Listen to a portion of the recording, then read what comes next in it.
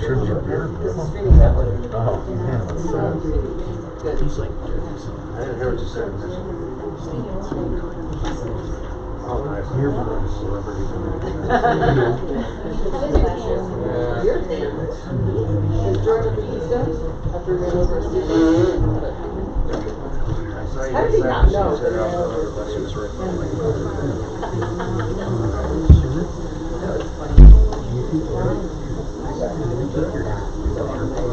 Right on her boots.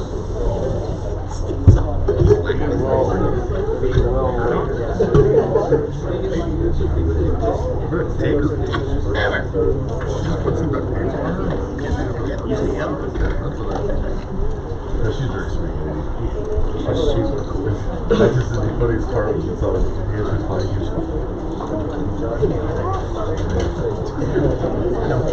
No one shared it, honey. Just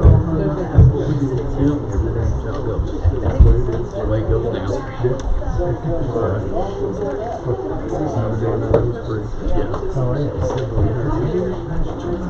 It's getting hot out, man. Coming in. Like it's anything fit. No. I don't think you have it or not. Right now.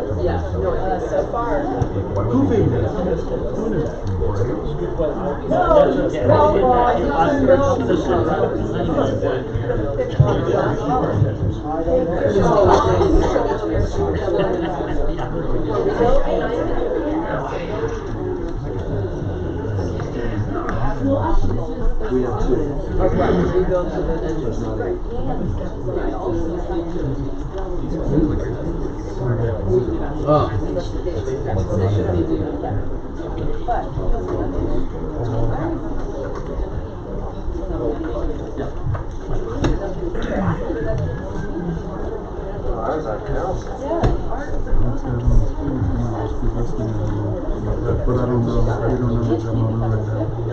Well, we take this up to the front. You can put your name down and then we'll see.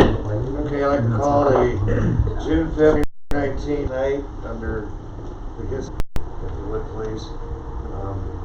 That's not the first item of business, so you got a little bit of time to do that. Can I have a roll call, please? William Mayer, Present. Kate Collier, Here. Cindy Olsen, Ed Weimer, Chuck Howard, Here. Marcia Kuzlegi, Jordan Hudson. Need to approve the minutes of the May 1st, 2019 meeting, so you have it in front of you. I'll make a motion to approve the minutes from May 1st, 2019. Second. Any discussion? All those in favor say aye. Opposed? Motion carries. At this time, I'll open the public hearing for the Tesla electric vehicle charging station final development plan.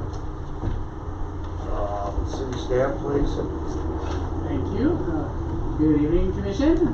I'm Alan Tiefenbach. I'm the Community Development Planner of the City of Idaho Springs. The two representatives from Tesla are right there. Raise your hands, please. These are the two representatives of Tesla.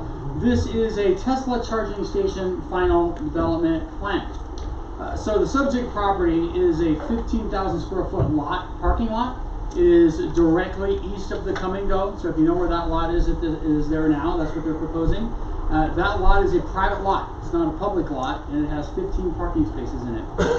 Tesla proposes to add 2 additional parking spaces. So what they would do is they would take out some of the landscaping on the southern side, which I'll show you in a minute, add 2 additional parking spaces, and then they would install 8 of these Tesla charging stations for the Tesla electric vehicles. This is a relatively small project, but the way that our land development regulation reads, it says that any structure that requires a building permit, and if it's a new structure, then it has to go through something called a final development plan. And technically, because these are permanently attached to the ground, they're considered structures. Also, because they're required to have an electrical permit, it has to go through a final development plan. There was some question about whether or not it really needed to go through a public hearing, but staff decided that just because of the visibility, it would be a good idea to take it to the plan. 2-foot high charging stations, literally where you plug your Teslas in. There's going to be one utility cabinet directly against the Come and Go, which is one of those green boxes that you might see. There's 2 5.5-foot high supercharger cabinets, which I'll let the Tesla crew answer exactly what they want to do if you want to do one of the details. And what's called a switchgear cabinet. So basically, there's just mechanical equipment that will be behind the Come and Go. The utility cabinet is green. The other ones are painted white. I talked about that. I had a little bit of concern about that, but those are the way they're manufactured, and according to Tesla, again, you can ask them that question if you'd like. They can't be painted. It hasn't really worked very well in the past. There'll also be a segment of a walkway. So crossing this private lot is a private walkway. Right now, that bisects the entire lot with landscaping on one side. Part of that is going to be cut to where it just provides access for the ADA, meaning the handicap parking. But in place of that, so they're going to need to do that in order to add some of those charging stations, but in place of that, they're going to put additional landscaping. I know that probably everybody is not going to be able to see this very well. Let's see. But for parking, there is right now a private walk that runs across the perimeter here. Now that's in addition to the sidewalk. So there's a sidewalk here, then there's also a private walk that is here. The 8 charging stations are going to be in this area over here, and then this area over here, which again didn't come up very good on the screen, is going to be where the utility equipment is located. Here is, unfortunately, north is not oriented up, but here is another picture. So this is the utility equipment. Here's Come and Go. Here are the Tesla charging stations. Like the walkway comes up here and stops right about here. All of this is new landscaping. So this is all of what Tesla is putting in. This is another picture here. So this is the new equipment. Staff and Tesla worked together to try to figure out a way to screen this. There's a couple of different things they could have done. One of the things they probably could have went back and forth with that, talked about the price of that. You still would have been able to see the enclosure. So after talking to the applicant about the price, staff was not convinced that the cost of having to do that was really worth it versus just adding additional landscaping, so they doubled up on the landscaping. So this is what you'll see on the south side looking north. This is what you would see from Minor Street.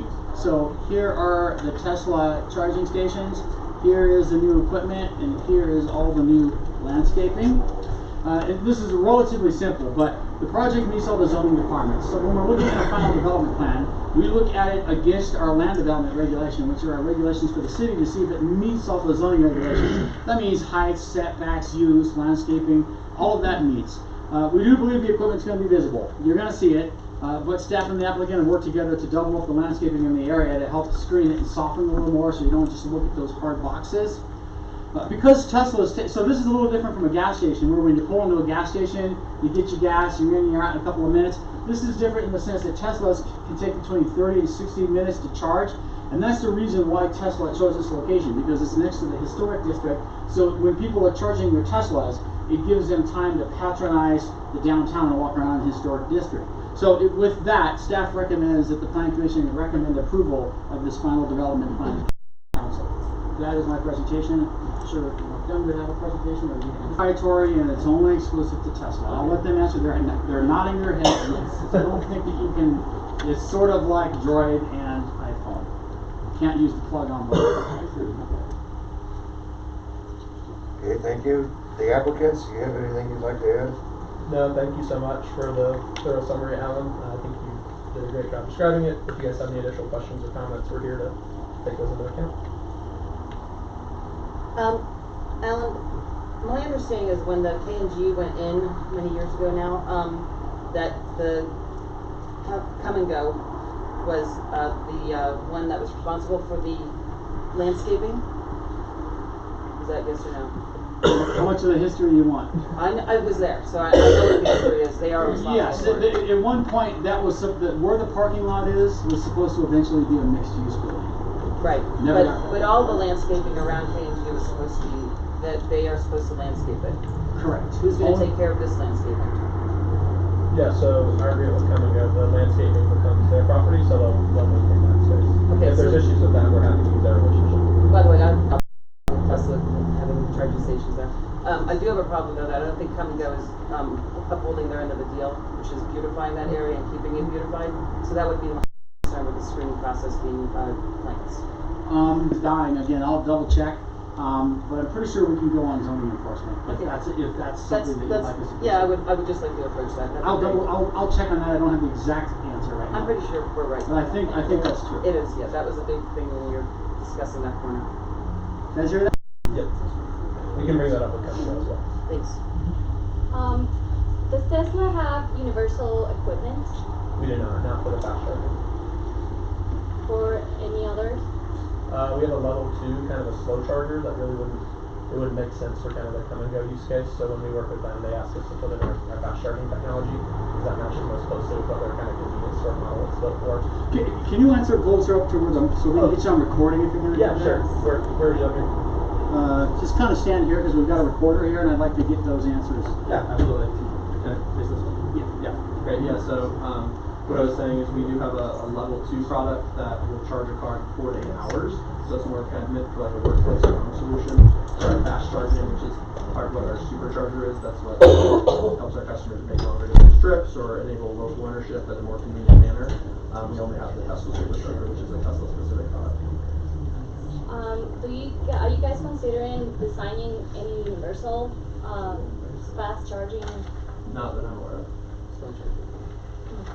So is the supercharger more powerful than the other ones that are there? It is, yes sir, yeah. So in about 30 minutes you can get over 200 miles of driving range with a supercharger, whereas what we call a level 2 charger is more like a 240 volt household current charger. And those are what a lot of people put in their homes, or like in a movie theater or shopping mall where you might be spending a few hours versus, a 20-30 minute trip. So that's what the other ones are. That's what the other ones are. And we're actually, we're happy to work with you if you guys have interest in having some, Instead of having all the ones that you want here for the supercharge, can you have half of them be slow charge as well? Come and Go doesn't allow us to put any non-fast chargers on their property. So they're showing you just fast charge. In their experience, so they've experimented with using some level 2 chargers on their property, and people don't want to sit in the gas station for a few hours. They really don't get used if you install them. So in other words, they're gonna be all fast chargers. They're going to be all fast Oh, chargers, yeah. Yeah, So, the paper was a little confusing. yeah, sorry about that. Yeah, no, they'll all be the fast chargers. So the city is making a point of the people coming here and charging their cars while they go around town. So if they Come and Go doesn't want to have the long ones because people doesn't hang out at the gas station, and we're offering them more than a gas station. Is there any negotiating we can do there? I mean, it kind of comes down to what Come and Go wants, and in general, they haven't been open to having any of those level 2 on their property. From their perspective, they want to put in an amenity that'll bring the most customers to their property. So it's longer than a gas station visit, it's shorter than a grocery store, or shorter than like a shopping mall visit. So it takes 30 to 60 minutes. A customer can stay plugged in longer if they're, for example, at a bar or restaurant or want to do some shopping. But putting the level 2 hardware in general doesn't bring as many customers to Come and Go, and that's kind of their main priority.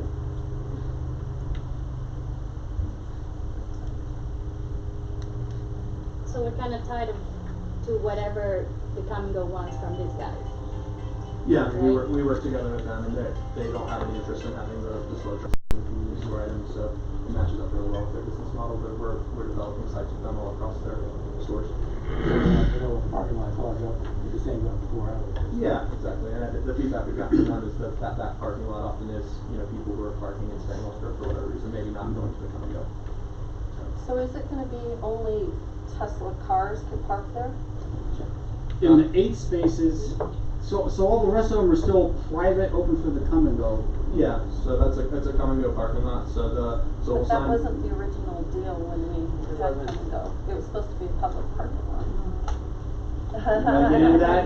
Been there, done that I one. can't speak to that. We didn't quite get there with that. We Bill was talked shaking about his it. head. Yeah, It was half and half. It was half and so it was. You really want me to answer that, sir? Sure. Okay, so here's the story, because we did some research on this about whether or not this is a public parking lot, okay? When Tim Cater, who was founder before, sent in a memo to the planning commission, he mentioned in his memo that this was gonna be a public lot. That was the only place that this was mentioned. The site plan that was approved, actually, Come and Go used those parking spaces and actually counted them to their parking totals. And when we went through the minutes from the planning commission and the city council, there was no implicit mention that those had to be public, nor was nothing. I think I'm not an attorney, and I would leave that to Nina, but I think we have a pretty weak case to say that that's a public lot. I don't know, because It was an Yes, assumption. we were told that it would be a Wasn't it- public parking lot. You can look at Wasn't it as whether the assumption, it was a paperwork went through that suggestion way. that it was a public parking. I'm not disagreeing, that's probably It was what happened, suggested but and it assumed, but it was yeah. never regulated. It So wasn't that a is- condition of approval? No. That whole block No, it wasn't. belongs to one owner. Yes. Come and Go is that priority. Come and Go owns it. It was a Correct. big, hardware server. Safely. Yeah. Okay. So the parking lot belongs to Come and Go, so we can safely say that it's their private parking. It is. But that wasn't the original intention You're when absolutely they right. came, when they We- approached we- it. Is it on paper? It wasn't though? followed It through. wasn't exactly, it was not what we wanted. Right, it wasn't What we followed got. through, yeah. Is it on paper? It's not on paper that it's a public lot, it's So on it's- paper that it's a private lot. In other words, it got missed on. Yeah, we got- But yeah, it was. We got burned. Yeah, yeah. And like I mentioned, if the city's interested in evaluating having Tesla or non-Tesla charging in other areas of the city or on city-owned property, again, we'd be more than happy to engage in that conversation. Okay, thank you. Thank you.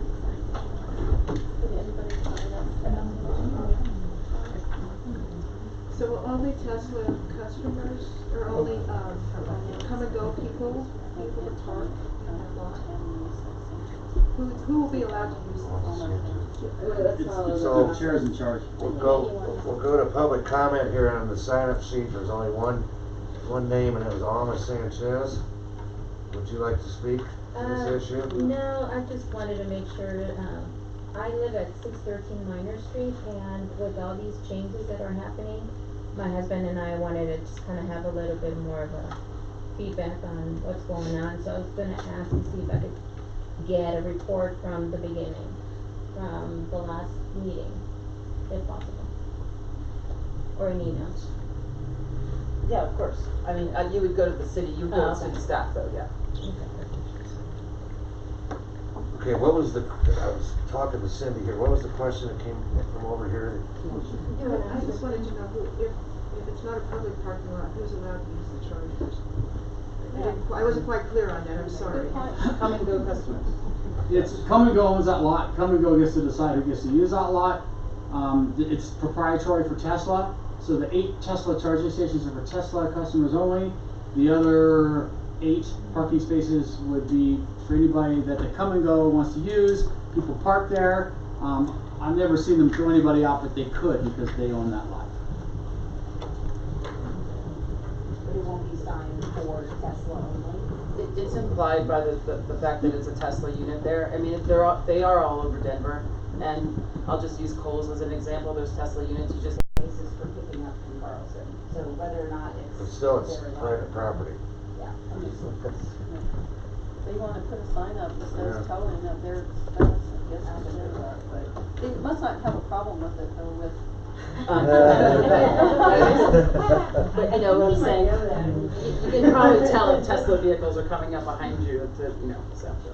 Can't imagine. Okay, is there any other public comment? If not, I'll go ahead and close the public hearing for the Tesla electric vehicle charging station final development plan and commission.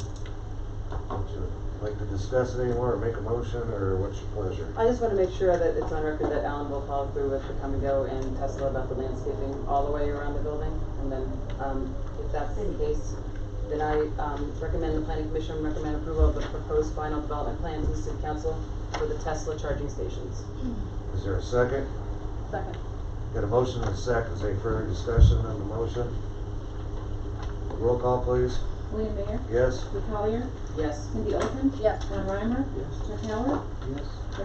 Ursula Kuzaligi, Yes. Jordan Hudson. Motion carries.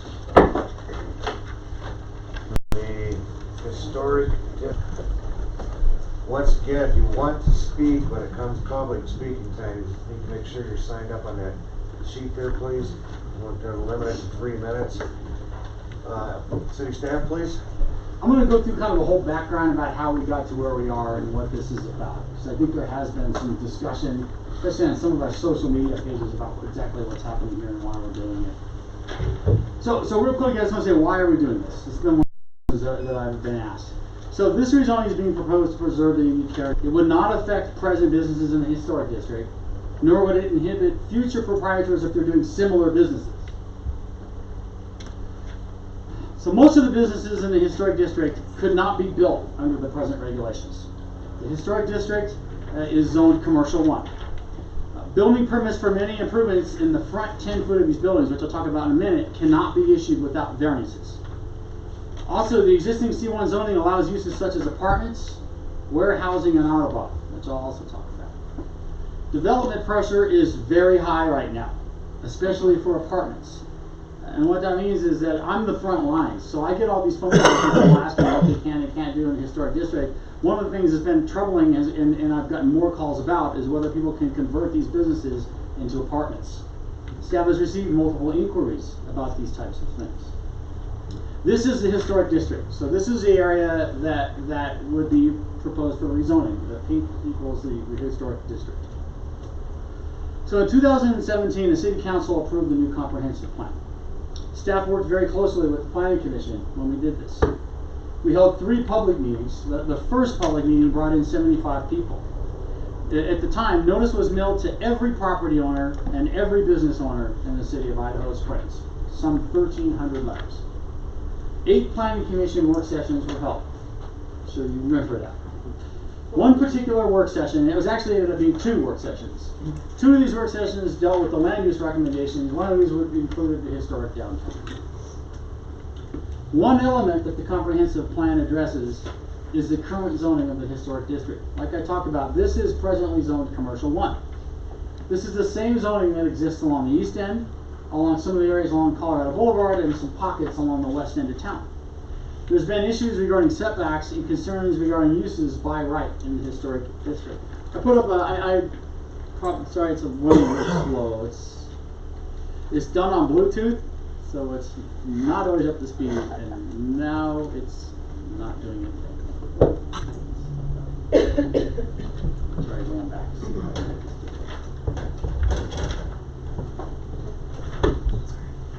There we go. Okay, so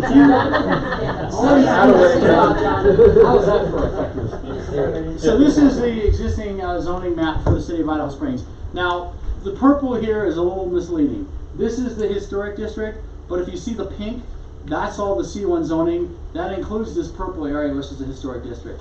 C1 is also over here where the school is. It's also over here where the Argo is, and there's also some pockets of C1 over here. So all of that C1 zoning is in different areas of town. However, the historic district actually has a very different character.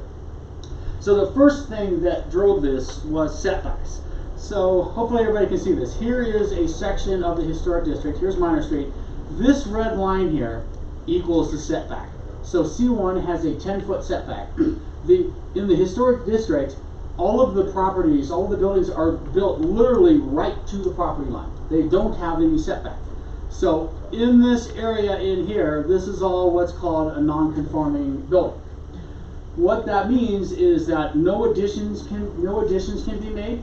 No building permits can be issued for any kind of structural improvements in here.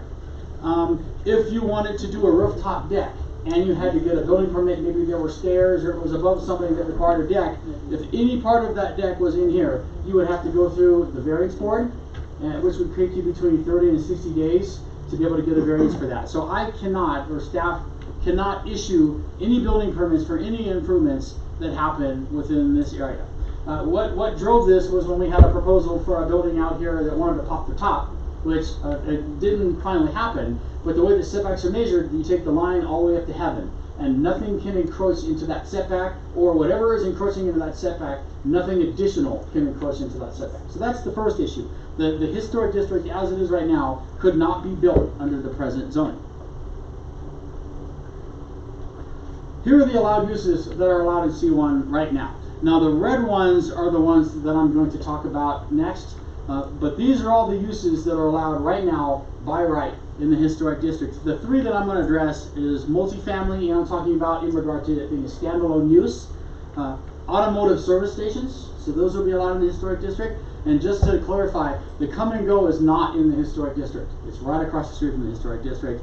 And light manufacturing, which I'm going to talk a little bit about more in detail because I think there's been some confusion about that as well. So what drove this? Some of the questions I heard is why now? Why is staff on top of this? Well, again, what's going on is there's a lot of development pressure in Idaho Springs. We haven't seen that right now. One of the biggest development pressures, one of the main trends that's happening in particular in Colorado is multifamily. I have gotten multiple calls about multifamily, particularly in the downtown district. And the question that I've asked is, hey, can we convert these buildings into apartment? And the answer is yes. You can convert those buildings into apartments. Now, not only can you convert those buildings into apartments, but most likely the only thing you would have to do is get a building permit. Meaning that I wouldn't even look at it, it wouldn't come through planning commission, wouldn't come through city council, it's a by right use. Now, there's one thing to have a building completely converted into an apartment, there's another thing to allow multifamily above commercial or in the back or a mixed use building. So I've received multiple inquiries about this. Another inquiry that I had that really made me start thinking about this 2 years ago when I brought this to the planning commission was, if you know the blue building, which is now Pickaxe, before that was Pickaxe, and when it was empty, I had a request to have someone do an auto body paint shop there. An auto body paint shop is allowed in that building. So that was one of the other things that sort of keep me off, that there's some stuff going on there that maybe I needed to bring to the planning commission and to the city council to have them discuss whether that's appropriate on our main street. And then the last thing is warehousing, and one of the things that's particularly troubling about warehousing is with the marijuana legalization in Colorado in particular, warehouses are in very short supply in Denver because those have all been converted into grow operations. So now there's a shortage of warehouses in the historic district. Now it's one thing to have a business running like Tommy Knockers where they have warehousing and things like that that are associated with the business. That would be allowed. But I'm talking about warehousing as a standalone business where no people come and go. It's just for distribution and warehousing on the historic district. So all of these, like I said, would be allowed by right. The parking requirements of all of these would be less than retail, restaurant, or office uses. So it's likely that they would easily not have to deal with parking, and there would be limited staff review, if any staff review, other than what's required for a building permit.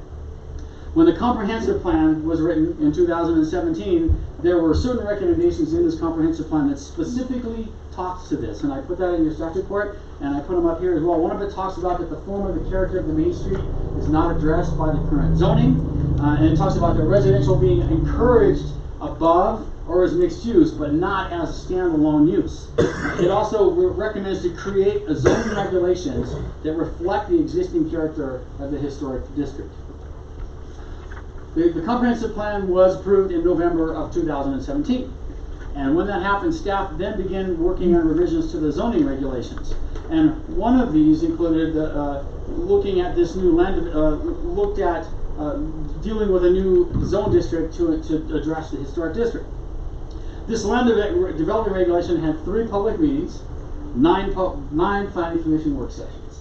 Pretty sure the planning commission remembers that one. Now, this was also included in a city council work session. When these happened, every property owner and every business owner in Idaho Springs was notified. This was going on. It was also posted on the website. It was posted on our social media page.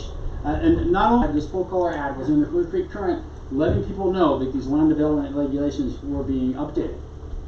One part of this land development regulation updated included a new historic downtown zone district. There's a couple of things that this new zone district does. The first one is that it eliminates the setback. Instead of saying that you have to have a 10-foot setback at least, it says that buildings can't be any further than 5 feet from the property line. Now that's important because all of the buildings right now are built on the property line. There is probably few or no buildings right now in the historic district that are even as far as 5 feet back from the property line. They all fall on the property line. There's no side setback that's required on these new ones, and the reason why is because most of the buildings in the historic district are attached together. They don't have a side setback. There's also no rear setback that's required. So this was written specifically to address the way that the buildings on the historic districts were built. It also allows any uses allowed in C1 except for a couple of things. It does not allow multifamily as a standalone use. Now it does allow multifamily above commercial. It allows mixed-use buildings. It allows it to be customarily incidental or supporting of retail, but what it doesn't allow you to do is convert these buildings entirely into retail, or entirely into multifamily. I had a question about project support, the building where the thrift store is, and about whether that would be an issue, and it wouldn't be, because that's a mixed-use building. Not only do you have residential in there, but you also have a thrift store. Now, worst case scenario, let's suppose that this passes and multifamily as a standalone use is no longer allowed on Minor Street. There's a few things could happen. First of all, that building would be grandfathered in. Secondly, even if they wanted to expand, there's still the option of them going through and doing a conditional use permit, which would go to the planning commission and the city council. But as it is right now, project support, that whole building would be allowed under this zoning. The other thing that's not allowed in the C1 is service stations. Again, the come and go is not in the historic district, but that would prevent things like automotive, body, and paint happening right on Minor Street in our historic district. And light manufacturing has also been removed. I'll talk about that in a second, because I think that's the one that's had a little bit of confusion. When this came in front of the planning commission, at least one of the planning commissioners, I think this was some really good foresight, had some concerns about removing light manufacturing, and the reason that it was expressed in particular with these distilleries and these brew pubs such as Tommy Knockers and the Cidery, and some of these would these businesses have an issue if we removed light manufacturing. And it seemed like that there was enough ambiguity about it that we really needed to address that. There was also some questions about craft shops, some of these cabinetry shops, and some of these little artisan type shops. I think that there was enough confusion about that the planning commission asked staff to go back and rework this. Remember this discussion. Staff went back and we came back, and what we did was that we created 2 new definitions that were written specifically for the existing businesses on the main street. And the first one was craft, brewery, and distillery. And the way that this was written is that we went around and we looked at all of these existing Tommy Knockers and all these other types of breweries, distilleries, to make sure that this specifically allowed those. What this would not allow is if you were to come in and put in a distillery or a brewery that had no customer base at all. It was purely just manufacturing and shipping. You could not do that on the main street. That is light manufacturing. If you're going to have a tap room, a tasting room, a kitchen, a place to drink, that is a brew pub, that's a brewery, that would be allowed on the main street. The other thing that was written specifically was this craft shop and small custom industry. So there were some questions about, well, what, a machine shop, or if you were building cabinets, or you were making soaps, or you were a candle shop, would that be an issue? So we wrote that specifically to say artisan shops, any of these kinds of small crafts, woodworking, any of this would be allowed. What this wouldn't allow is if you are building widgets and you're shipping them out and there's no customer base. That again would be light manufacturing. So the way to think about light manufacturing is there's no local customer base. This is where the business is closed off to the public. You're bringing things in, you're building them, you're shipping out, and there's no customer involvement whatsoever. So this, again, I just talked about this, that this is typically what light manufacturing is. So it's manufacturing, assembly, distribution, bottling, canning, storage, and warehousing, but it means that there's no other public involvement with it. That is the primary business. You're an Amazon, a small Amazon distribution center, where you're ordering everything online, you're building it, shipping out, and nobody is involved with it. That's what light manufacturing is. So it's very different than breweries, distilleries, brew pubs, microbrews, workshops, cabinet shops, all these things that are allowed under the new historic district zoning. The Planning Commission, after doing these rewrites, the Planning Commission were satisfied with these new definitions. They believed that they would adequately address the concerns that they had, and they voted unanimously to accept this new historic district. The City Council approved this as part of the new land development regulations in 2018. Following the approval of that, staff began moving forward with the rezoning of the downtown to this new zone district. What happened first was that on April 15th, staff held a community meeting. It's important to notice that this was not required. Staff did this. This was optional because we were trying to reach out to the community. So we sent notice to every property owner that was in the historic district. Everybody that owned property there got letters saying that this was happening, about 50 letters. There was posting on the social media and the website. 12 people attended. They were all in support of this. And at that time, the dates of this hearing tonight and the City Council hearing were mentioned. Following that community meeting, staff then moved forward with the scheduling of the rezoning for this public hearing. On that one, per the requirements of a rezoning, we mailed to every property owner in the district and everybody within 300 feet. So that was approximately 300 letters. Notice was posted on the website and the city's social media page. There were signs that were posted. There's one right across the street hanging on a pole there. There's one on the other side, big signs that say public hearing about this. There was notice published in the Clear Creek Current about this. The first reading, there was some confusion, and that was partly on behalf of staff because the wrong staff report went to the City Council. It should have been a first reading staff report versus the Planning Commission staff report. There was a first reading that occurred on May 28th. The only thing that happens at the first reading of the ordinance is that the City Council formally schedules it for the second hearing, which is to occur this Monday, June 10th. With that, staff recommends that the Planning Commission recommend approval to the City Council of this proposed rezoning of the historic district from Commercial 1 to historic downtown.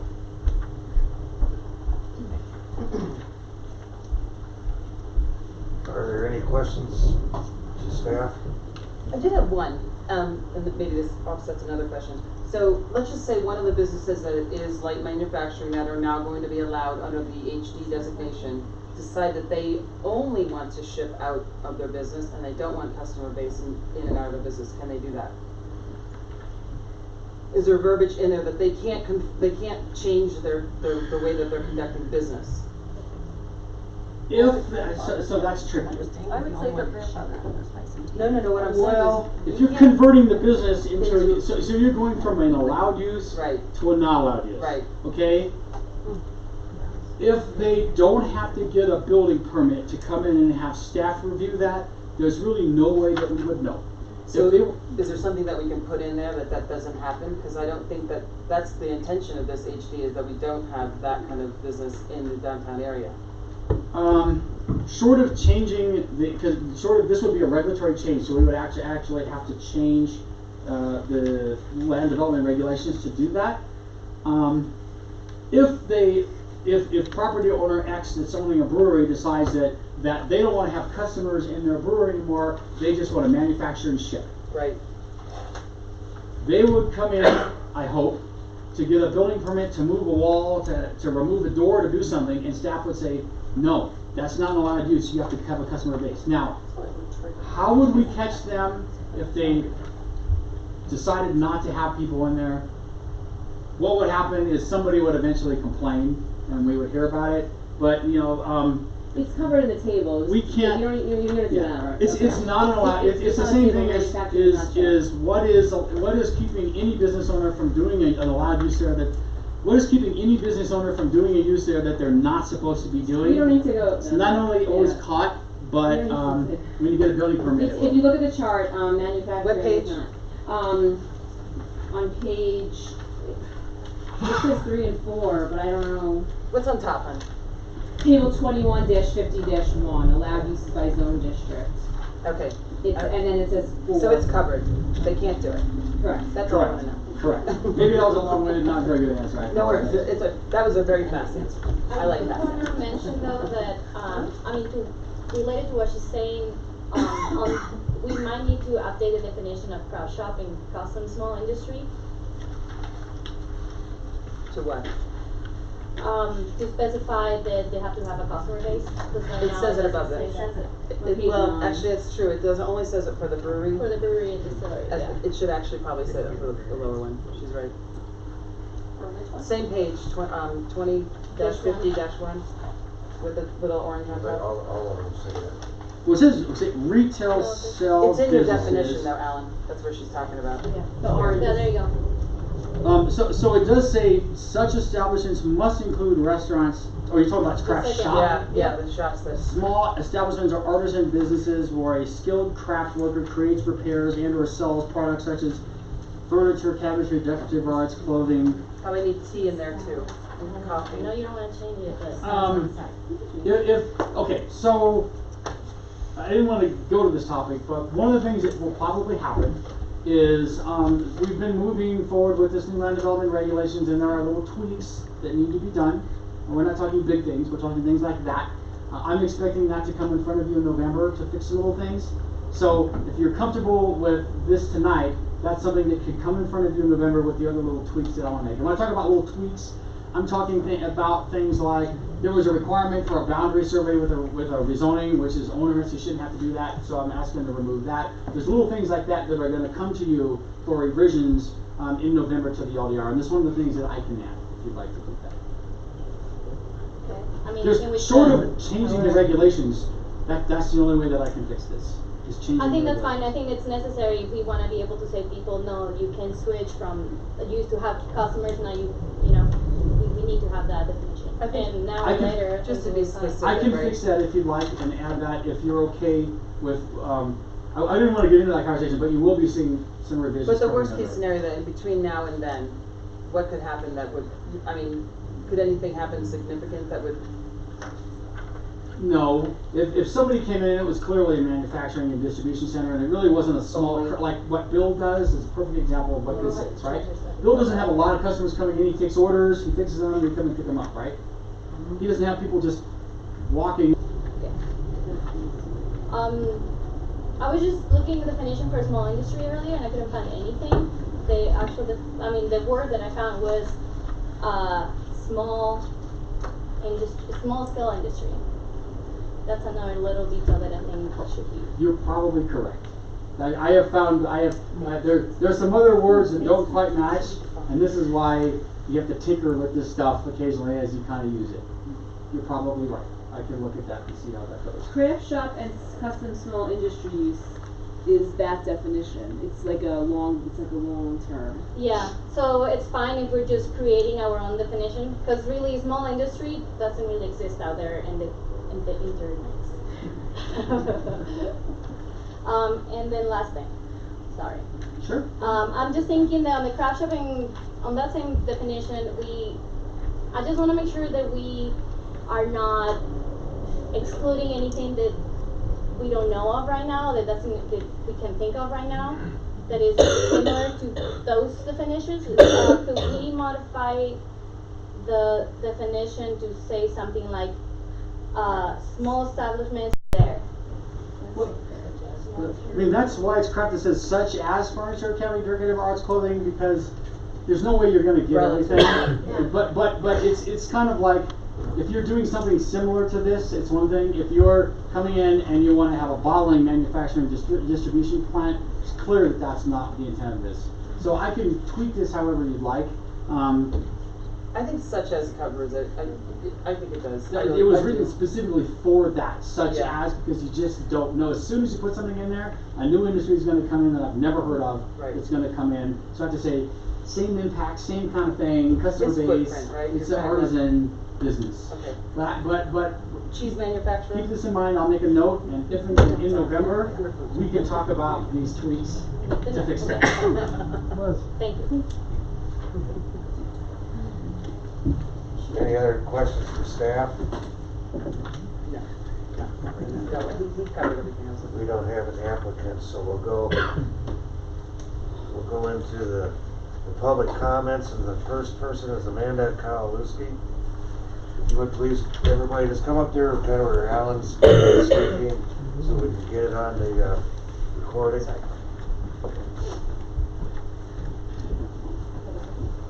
Yeah, go ahead.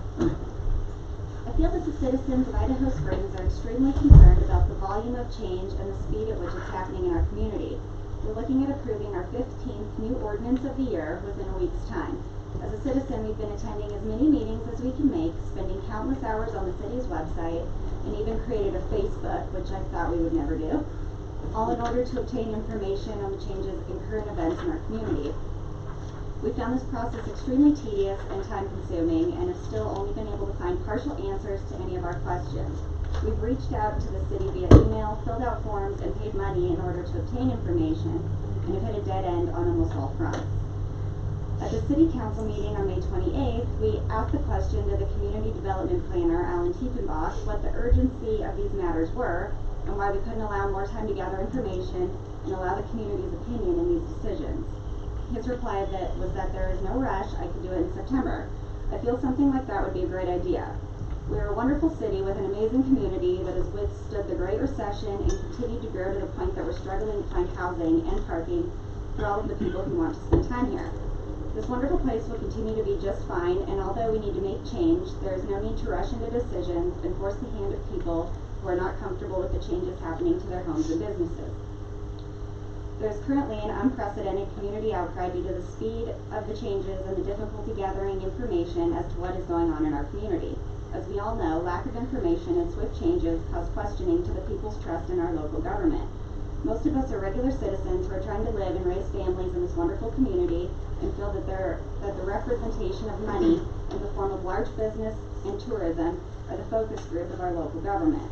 Last I checked, there were around 1,700 residents in Idaho Springs and only about 120 business owners. So I'm standing here today not asking, but pleading to the Planning Commission for them to recommend to the City Council that this matter be tabled until more information can be presented to the citizens and more community meetings can be held. Thank you.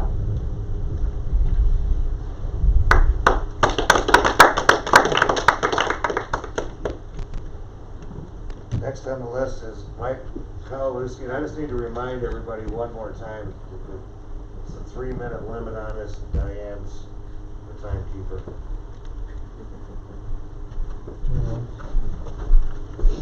Close. I guess the comments that I mainly have in regards to this matter, I just don't feel that we're ready yet. I don't think all the uses have been addressed. There's a lot of little things in regards to the wood shop. I don't know if you guys are aware this isn't an agenda with the owner of that wood shop. I'm actually in the negotiations of considering purchasing that property and that business. So, you know, when we define storefront and retail space, that business doesn't have a stack of items in the shelf that you can come in and buy. Things are made there. Yeah, sure, you can walk in and we can write you a bid and do things, but it's not a retail store with a cash register and things like that. And for insurance purposes and other things like that, we don't have a large area for the community to come in and be standing there while a table saw's running. You know, and as a result, you're watching work happen, you're not watching a retail business. So I don't know as if that's been addressed, and it certainly is going to impact the decision on whether or not I'm going to move forward on purchasing that property. And this is specifically mine and my wife's opinion in that regard. And so I've done a lot of research and looking into it, you know, in the compliance with the municipal code and your guys' staff report.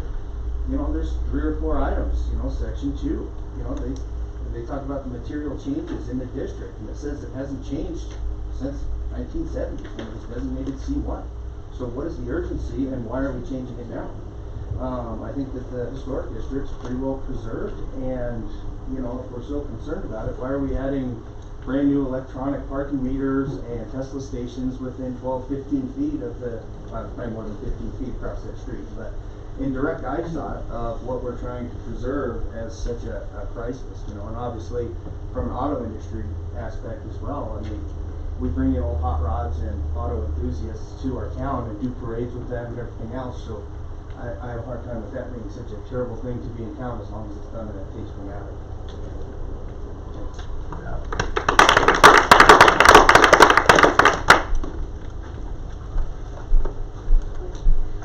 didn't bring my glasses. Yours don't work, remember? Greg? Daryl Malcolm? Robert. I've been called lots of things. So I'm a new business owner in town, and I kind of came in after all this has been considered. And it seems like you guys are trying to look at just about every angle. At one point you made like rezoning, how often does that really happen? So it is a really a big deal. I have concerns that are specifically about our building, and I have more questions since I don't know, I wasn't here during this whole process. I wasn't here when you guys were having all these meetings and public comment. I read it was one of these pages on the town website. The wording was something like, we need to change this, make this change to allow for improvements that are now problematic. And I know that wording's in there somewhere, but I found that one phrase is like, okay, we're making changes to kind of an ambiguous, what the town might want to do at a later date. My biggest concern, and you all know, and you've actually addressed the situation, is our dream, Evan and I's dream, is to make our own cider on property, and we'll fit all those requirements because way more than 25% of our business is open to the public, and so that's not really a question for us. So we're super happy that we'll be allowed to make cider. My main question is about the setbacks. I know that my building is literally like on the line, and we're not shy about it. We want to put a rooftop deck there. We've talked to the town, and there's no approval or anything, but they said we might be open to something like that.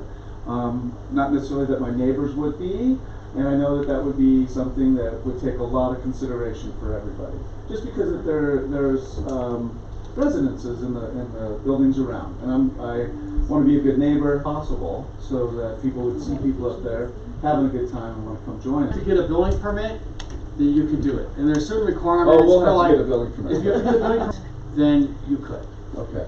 So existingly, I would be... Right now, under the existing regulations, I cannot grant... Okay. I cannot issue a building permit for anything within 10 feet of the property line. Okay. If it's a structural and it needs a building permit. All right. Electrical or something like that, yes. But if we're talking steps, structure, anything like that, Just no. a little bit of seating, not a big deal. So that was my main concern. Seems like you guys have addressed that. Yeah, or you can get a variance. I have just besides restricting what businesses operate, that's what I've heard mostly is about this. Like, would there be other restrictions that I don't know about? I'm just... It's really tightening up. Can I answer this? Sure. The best I can. It's really tightening up what is allowed in the historic district. To allow what we have, to let those businesses be sold or grow, Right. but not to allow gas stations So and this things is that would pretty not much- be within the scope of what we want in our downtown district. Am I saying that? Yeah, I think if I may add, I think the biggest concern I have had and expressed to the planning commission is the extreme pressure that I've had for people wanting to build apartments, to convert the buildings into apartments. Storefronts into apartments. And the only reason it hasn't happened, well, not the only reason, but one of the reasons it hasn't happened is because I've been stalling, saying, well, we're working on this new historic district, so you might not want to try that. Right. I have concerns because I'm getting proposals to build apartments everywhere. Right. And they may not tear down the buildings, but you can gut them. The main gist of this is the allowing of specific businesses. There's not any other vast changes that will affect people that we don't know. Anything that's allowed in the historic district now will currently be allowed, including the wood shop, where there was a specific definition that was written to allow the cabinet shop. Let's just say if your building burnt down right now, you wouldn't be able to rebuild it. The way it is. The way Right, it is right now. right, because You we're have to non-conforming. meet the setbacks to be able to rebuild. Right. It would be a scrape. Yeah. All right, thank you. Very narrow, though. Yes. Next, Evan Lombardi. Hello, I'm Evan Lombardi. I'm one of the owners of the cidery. So with your definitions you have currently in place right now, my biggest concern is it says brewery, brew house, or fermenter, or distiller. Cider has been more of a concern of considered as a vintner or a winery. So is there any way that We could add that. That'd be fantastic Not a because big it's deal. alcohol produced, it's not fermented. I want to make sure that we're going to You're in there. be able to pull that off. Easy to fix when we do the updates. Wonderful. As long as I'm alive and here, Yeah. there's no reason that a cidery would not be considered a distillery or anything like that. If you're making alcohol, you're manufacturing alcohol. Right. This Sure. is intended. This is not intended to decide what kind of alcohol or what kind of beverage. This is intended to say that you can't have a distribution manufacturing facility that ships out and doesn't have customers. Correct. Well, I'm just saying there's some of the Yes, we can guidelines fix that that. you currently presented. What are you recommending? I'm sorry. Vintner or cidery or We can add fermenter. that. It says other fermented beverages. Other fermented beverages, but Is I that just want to the same? clarify. It is, yeah. He wants Because to we know. won't be above 6.9% alcohol, and we don't brew, which is bringing the 189 degrees with alcohol. Wow, I saw way more. Schoonover? I'll pass, thank you. Okay. Was your question answered? I didn't have a specific one when I came, I just wrote my name down in case I came up with Oh, one. cool. And I didn't have a Good, chance good. to ask it, but Mary, I'm good. okay, Mary Jane Lovely.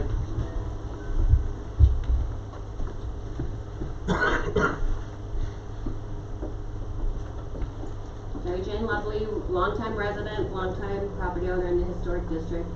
And I just think what the council is doing, what Alan found out a year ago, is that somehow 10 years ago, the historic district got totally put into the rest of C1 zoning. And that was never the intent of the historic district. And we've got the sign code screwed up, we've got the historic district screwed up, so if a building burns down, if you rebuild, you have to have a 10-foot setback. So what the city is doing, what Alan's planning is actually bringing back what the intent of was preserving all these buildings back in 1988.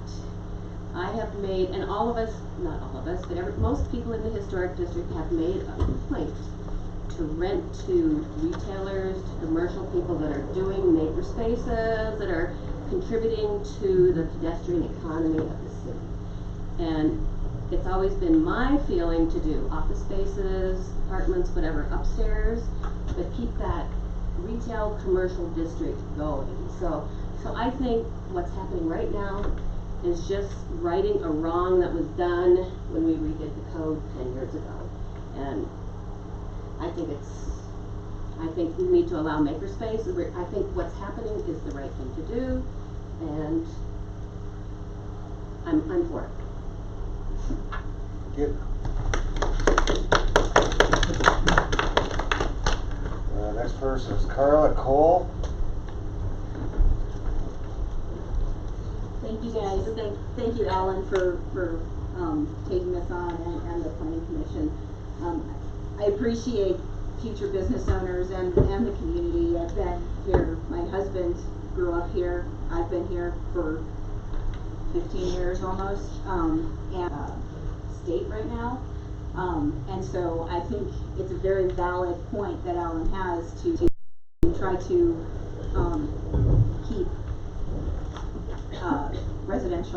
fully residential properties out of that downtown area. I think it's also important to understand as community members that the zoning that we're talking about, zoning by nature, is just certain areas of a city. And so this is the historic area. This is retaining the quality and the character of our buildings in the downtown area. And these other uses that we desperately do need in our town to make it a fully functional town are necessary, and they're necessary in certain percentages across the town. We need open space, we need service areas, we need the service stations and the come and goes and auto body paint places. But they don't have to be in our historic buildings necessarily. I don't think that that's necessarily to say that if somebody came in and did a craft shop where you were doing specific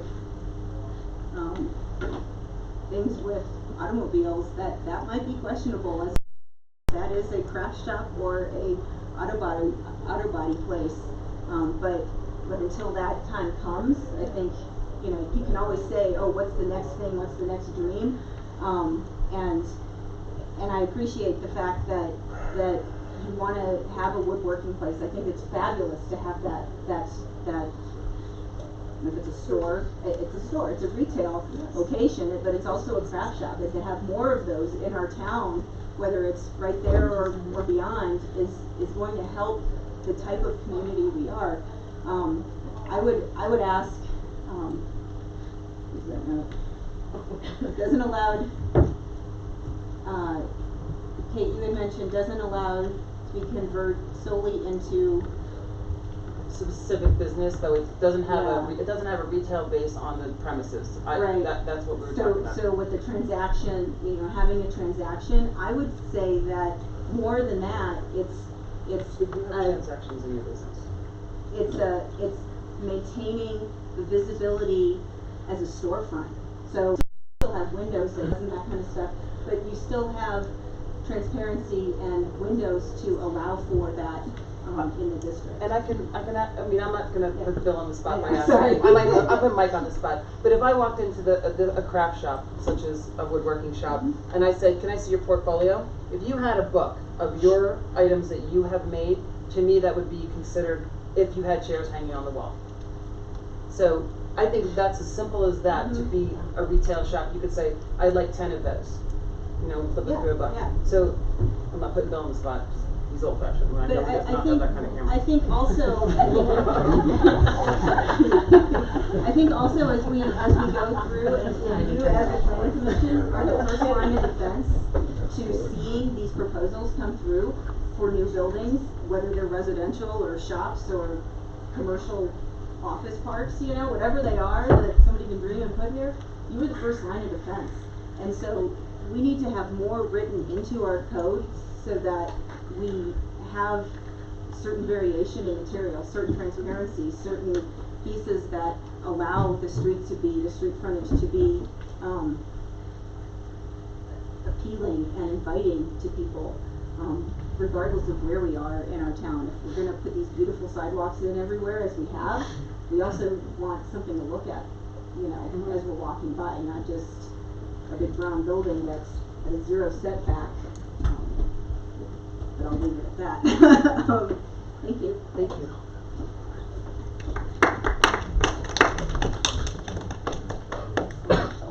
Sadie Schultz.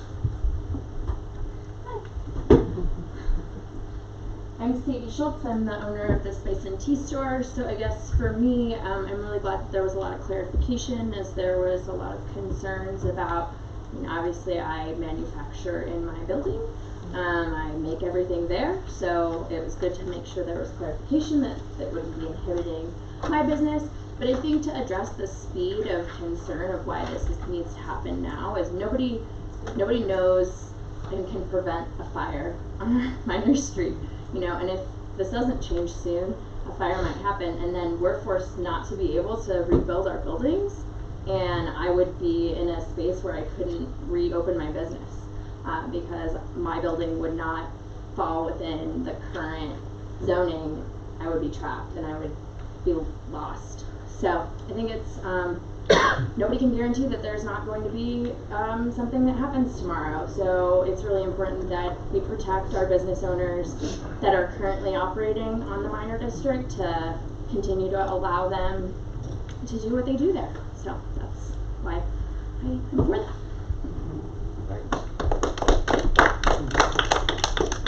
And last is Candy Luco. Okay, we're actually going there for dinner. I waited till the end because I didn't have any real questions, but I thought I might. Thank you for this presentation. I have a lot of questions on this one. I do have one comment though, and I think that what you guys are doing is probably very necessary. Is it true that if we did have the fire, I would ask this to you, that say you just spoke to, we couldn't adjust the zoning after? It would have to be correct? In other words, we couldn't do this after? Is that your what? We're Let's just say there's a catastrophic fire in the downtown district, it's leveled, how would they have to build? If we have enough, have to go through a process. It would be a Yeah, process, process, and worse, versus it would just be, this is what you get to build on. And just remember, this is probably applies to many neighborhoods in our town too. Right. The setbacks, you know, if your house is up to the street level, that also has been addressed by planning commission, it's not with this thing, but go ahead. Can I answer this, because there is actually some misinformation.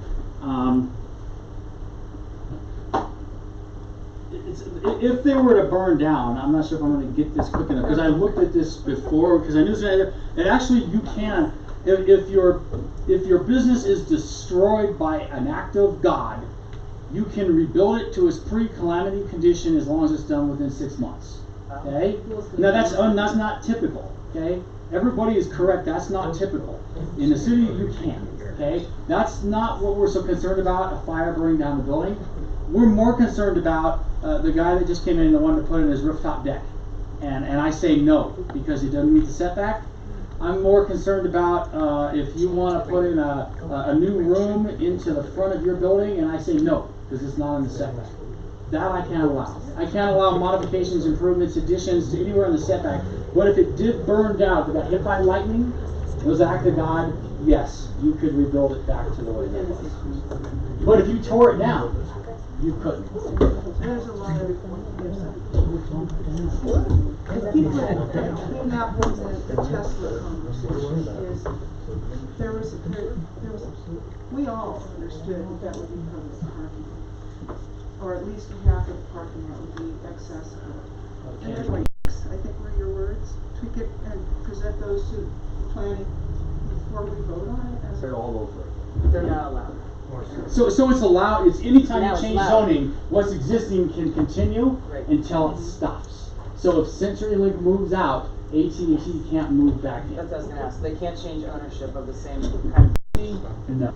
No. This has been going for 2.5 years. Yeah. So this the Main Street needing to be having the zoning corrected has been going on for 2.5 years. There's been at least 4 different work sessions regarding this specific issue, and 1, 2, 3, 4, 5, 6 different public hearings, as well as 3 different mailings. So I don't think 2.5 years is a rush, personally. You can build apartments there, but we're working on something to fix that. I'm the one that's answering those phone calls, and I don't want to have to say, well, we decided not to do it, so you can build there. I think Chairman Mayer was right spot on when he had a comment about his business some time ago, and we rewrote a definition. Where's the guy that wants to buy that? What's cool is that you're actually going to buy a business that had a zoning definition written directly for it. So we wrote it specifically for that wood shop. Sure, but anything that's not included is excluded. So That's we not gotta true. be pretty It says careful such what to do. as. Such as. Yeah. So it's Just like the there's no way that you can directly describe every use that could happen. You set the flavor for it and say this is in general the kind of thing. I think it was already answered. A print shop, a copy shop is allowed by use. That is an allowed use in the zone district. You can do that. You can continue to do that. That's not light manufacturing. Jack. Bill, do we still have a zoning board? Does the city still have a It's us. variance board? It's us. A variance board. Yeah, there is a variance Yeah. board. So what's gonna keep this guy from going to? There's some confusion. That's true. The historic district's already been approved. Many years ago. We're just, the new zone district. The land No. district. HD zone district was approved in November. This, The HD. Right. yeah. Which is. Was in the land, it was in the regulations that was approved like about last The year. land and- What you're doing Right. today is just saying where that's going. All these use charts and everything were already approved. Right. That had been approved in the 2 or 3 years ago. I thought that was what we were doing. 8. The historic district member back into the 1970s. You're talking about C1. C1. C1 has existed there since probably the 1970s.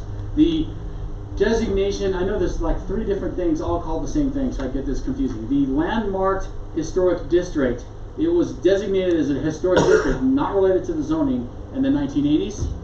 This new zone district is specifically written for the historic district to address issues. No city can take away a right that you have, that's your zoning right, so this is just going forward, at least again. Unless you stop it.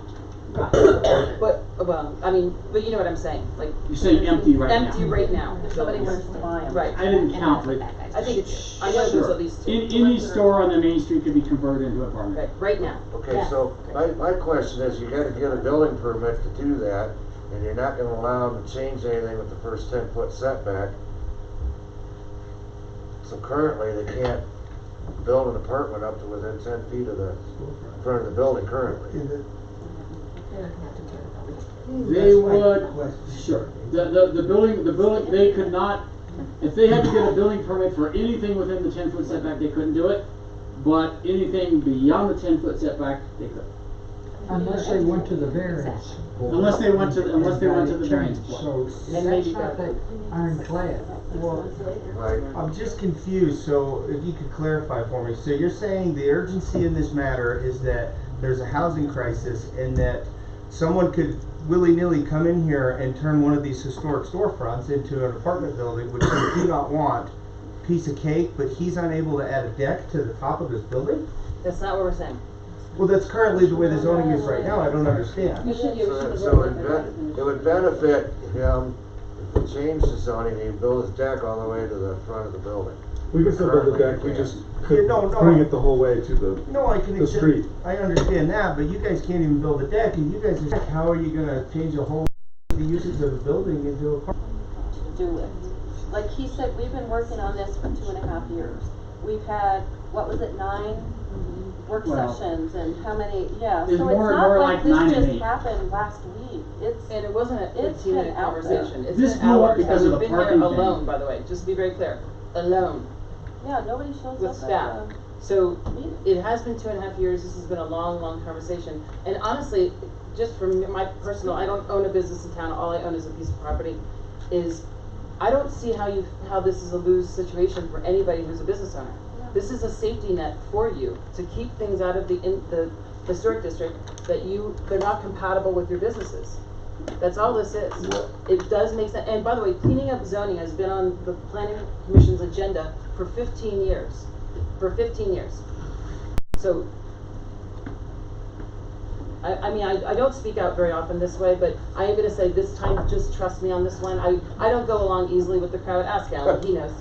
These guys know. Does this have any effect on property values then? Have you done studies to address that? Probably make it better. Yeah. You have protections, and your business will have protections. Go ahead, please. I'm sort of remiss to answer this. Only if you are intending to sell your apartment or your building to build apartments. Maybe you're losing a land use there, right? It's a down zone. You're going from where you could build apartments to now you can't. Other than that, I would say this is better because when you go through financing and there's all these issues with being in the setbacks and being a non-conforming building, they're going to start asking about this fire thing, or can you expand? You have to get variances. So I think Kate Collier answered it. We are fixing something that needs to be fixed. There's no conspiracy from Alan to tear down buildings on the main street. We are fixing something that needs to be fixed.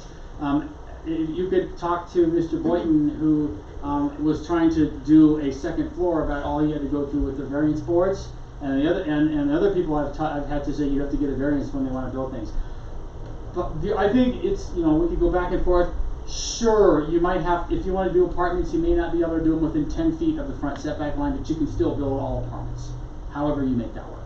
And yes, you would have to go to a variance board if you want to do it otherwise. It's all hypothetical, but we're fixing something that needs to be fixed. Yeah. This is just a quick question of Mr. Wright. We're lucky enough to have Mary Jane and Bob and Jan here tonight.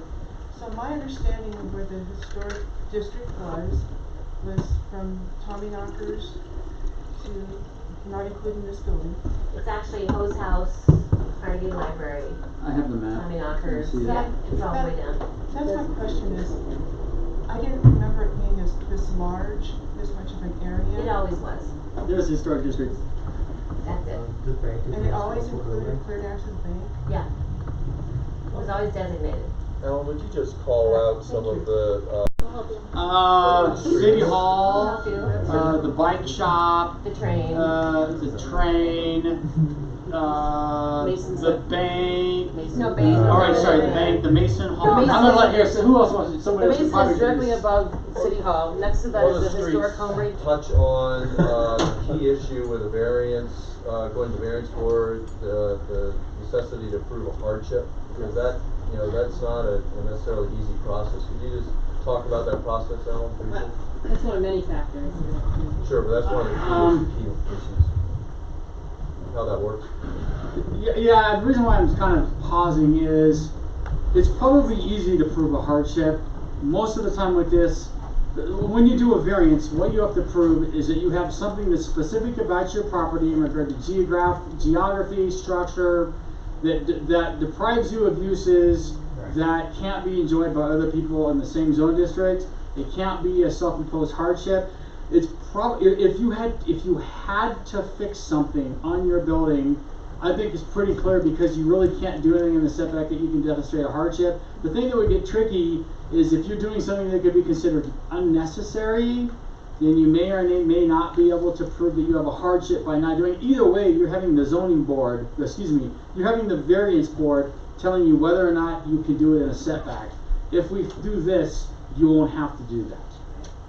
I'm not sure if I answered the question. You have to prove you have a hardship, there's something specific about your property and why you can't meet the regulations. I think because this encroaches in the setback, that's probably a pretty good hardship, but it's still a lot of bureaucracy and public meetings that you shouldn't have to go through if you just want to get a building permit to do something in the front of your building.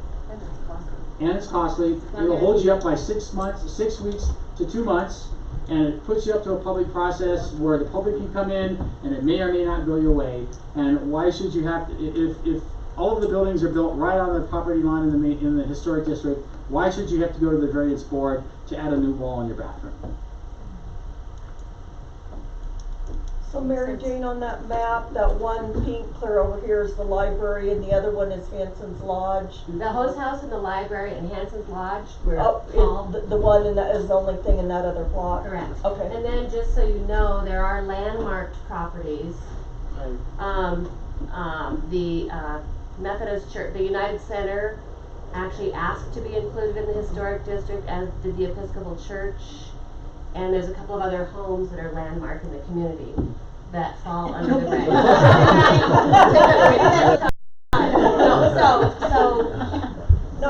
I just tried to identify. And there were people that asked to be included in the historic district.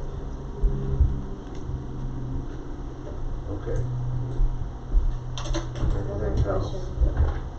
We still gotta talk amongst ourselves. Well, I'd like to publicly thank all of you guys. You all work really hard for us.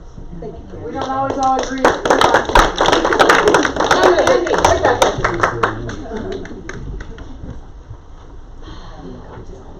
Okay, at this time, I will close the public hearing on the historic district rezoning. Talk amongst Gotta ourselves. talk amongst ourselves. I have one little question though, that just came out to me, sorry.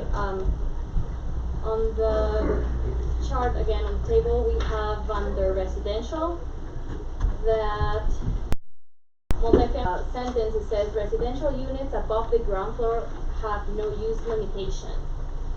Does that mean that they could have a short-term rental? No. Answer that.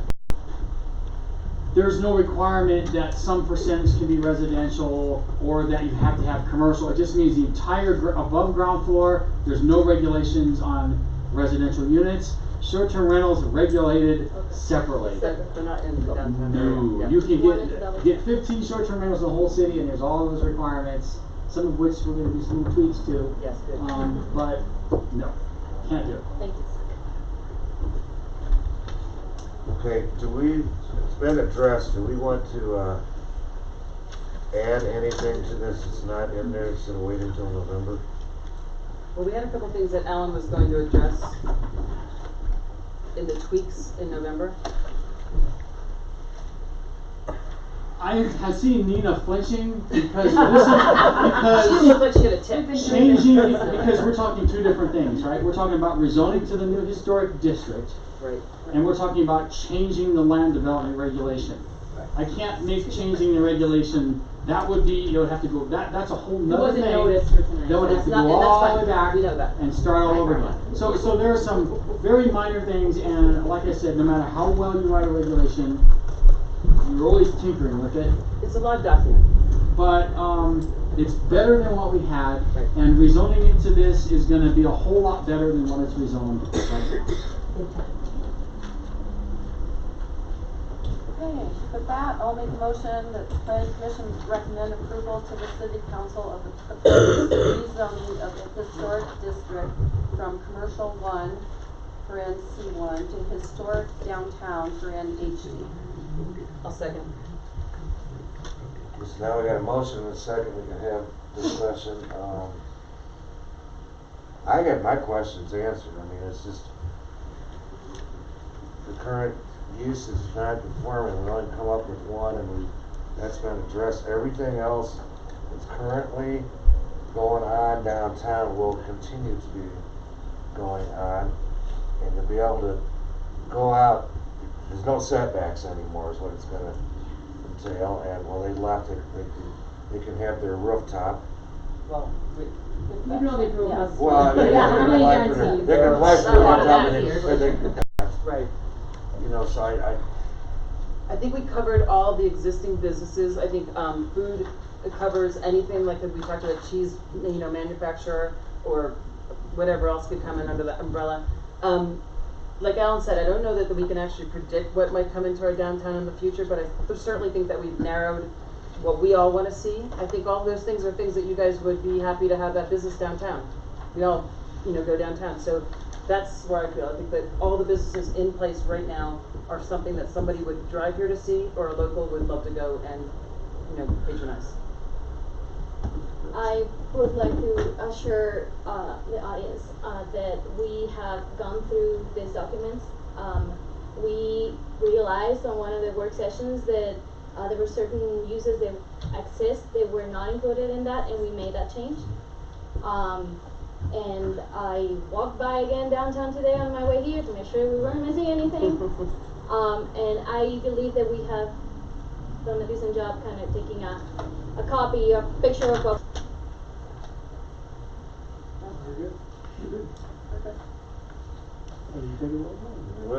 With that, we have a motion and a second on the floor to approve the historic district rezoning. Have a roll call, please. William Mayer. Yes. Kate Collier. Yes. Cindy Olsen. Yes. Don Reimer. Yes. Chuck Howard. Yes. Ursula Kuzleiki. Yes. George Hudson. Motion carries. At this time, I'll adjourn the June 5th, 2019 regular planning commission meeting. Congratulations.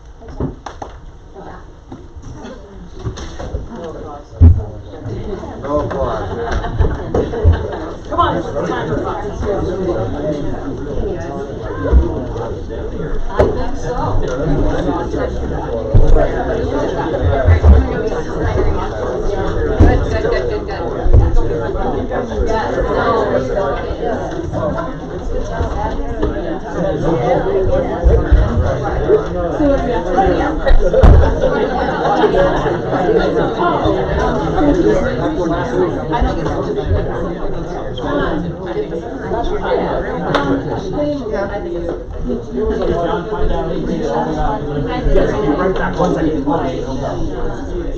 I don't always agree. We all talk. I see you, I know. And I know that you're behind me, so I was like, no. Oh no, I was like, no, breathe. And I was like, oh, I want to say hi, but you want to go down the street. I could not breathe. I was like, calm down, this is like, no. And some people like, they smell like it's the first time. Now like, it's they're right through there.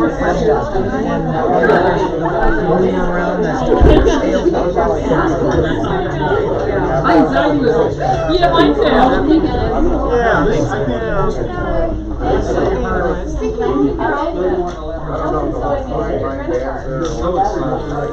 That's one of the